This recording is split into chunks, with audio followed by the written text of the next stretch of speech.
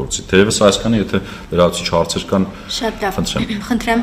Պարոն Հակոբյան, հարցս դերևս ավելի մեծավային է ու խնդիրը ստացվում է կարծես բոլոր քաղաքացիներին, իհարկե ովքեր ճամփորդում են։ Զվարթնող օդանավակայանում քաղաքացիների ուղևորների մաքսային հսկողությունն ու զույգությունը իրականացվում է հիմնականում այդ կարմիր ուղիով, սակայն ընդամենը մեկ սքաներ կա ու հայերս կատարած քաղաքացուն մի քանի մաքսային ծառայող մոտենում են եւ ուղղորդում դեպի սքաներ, հերթերը կուտակվում են, մի հոգի եւ սարքն է աշխատացնում, մյուսը զննում է քաղաքացիներին ու հերթերը կուտակվում են ոչ միայն մեզ համար, այլ նաեւ տուրիստների համար, հա, այդ նույն խնդիրը առաջանում ու եթե չեմ սխալվում, բոլոր ուղղություններից եկող ինքնաթիռների դեպքում խնդիրը նույնն է։ Ինչու այստեղ չեն ավելացում այդ սքաներների քանակը, որպեսզի քաղաքացիները նման խնդրի չբախվեն, հատկապես որ ասում են, որ Հայաստան ուզում են նաև որպես տուրիստական երկիր ներկայացնենք աշխարհին, բայց այսպես խնդրի հենց երկիր մուտք գործելուց արդեն քաղաքացին տեսնում ու բախվում է դրան։ Ինչ է բոլորին ուղարկում կարմիր ուղղությունը։ Հա։ Ստացվեց բոլորին չենք ուղարկում։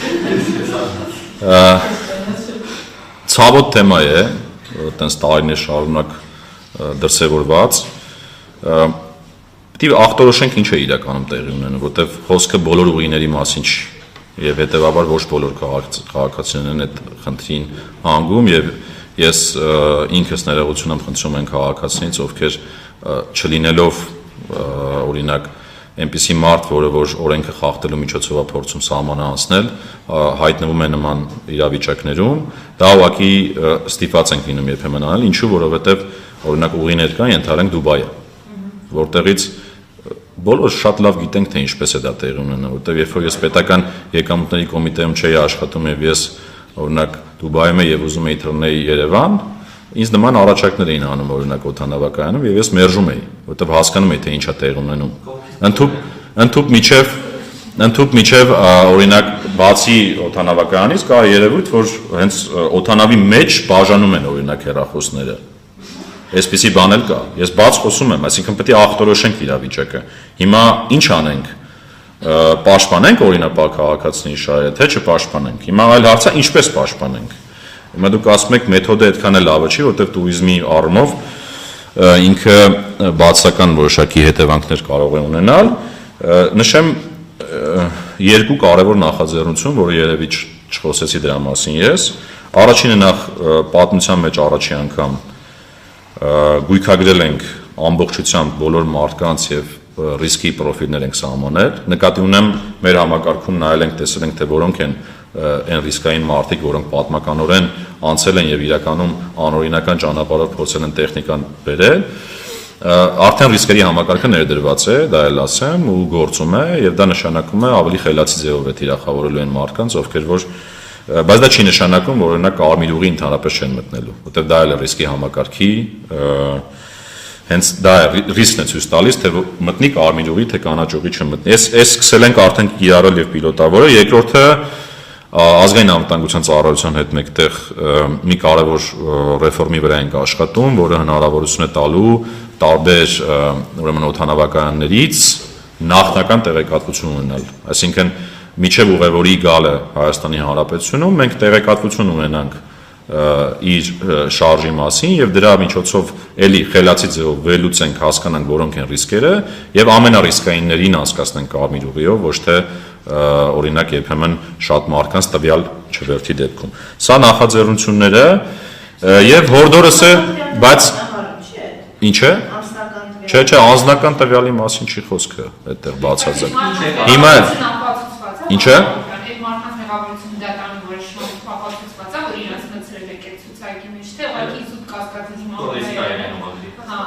Չէ, տեսեք, նայեք, չէ, անմեղության այդտեղ հարց չկա, այսինքն մաքսիմալ ռիսկերի համակարգը հենց այդպես էլ աշխատում է։ Ինչ է տեղի ունենում, եթե մարդը օրինակ խախտումներ իրականացնում եւ խախտումը մաքսիմալ մարմինը արձանագրում է, այդ արձանագրումների պատմությունը, եթե օրինակ մի մարդու մասով հաճախակի է, հետեւաբար մեր համար ցույց է տալիս, որ այդ մարդը մեծ հավանականությամբ հաջորդ անգամ էլ այդ խախտումը կանի։ Խոսքը դրա մասին է։ Կարող ենք մենք ապահովագրվել նրանից, որ ասենք այդ օր այդ մարդու դեմքը մաքսային աշխատողին դուրս չեկավ, ինքը իրան ռիսկային համարեց, ինքը հետագայում այդ սեյֆ շորթլիստի մեջ կմտնի, Չէ, բացարձակ։ Հենց այդ սուբյեկտիվությունը ուզում ենք բացառենք, որտեղ իրականում հիմա եք դուք հայտնվում այդ վիճակում, որովհետև ամեն դեպքում մարդ է, եթե մարդը մարդու հետ շփվում է, բազմաթիվ տպավորություններ կարող է իրենց ունենալ։ Հիմա ուզում ենք այդ տպավորությունները վերացնենք եւ մարդուն ասենք, որ դիմացինը մարդ է, այսինքն մաքսային տեսուչին ասենք, դիմացինը մարդ է եւ եթե դու օրինակ ռիսկերի համակարգով տեսել ես, որ այդ մարդը ռիսկային է, որովհետեւ պատմության ընթացքում ինքը անընդհատ խախտումներ է թույլ տալիս, իրան մոտեցի, ոչ թե բոլոր մարդկանց։ Այս դրա մասին։ Այո, այո։ Նույն ոսկու դեպքերը հետս հետաքրքրվել են, այսինքն գիտեք օրինակ ովքեր ոսկի տան Թուրքիան տեղից էժան լոնը ծախում, էժան դորներ առնում բերում։ Տեսեք,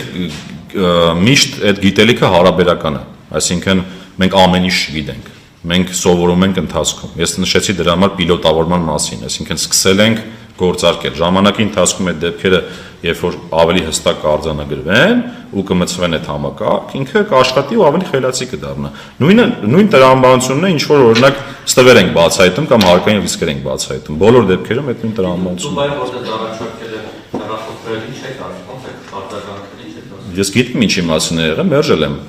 Բայց չէ, ասեք, երբ փոքր կարող է հետս գազ կնալ Երևան տեսնել ինչ է սա։ Ես ձեր կարծիքով ես կասեի։ Ասեք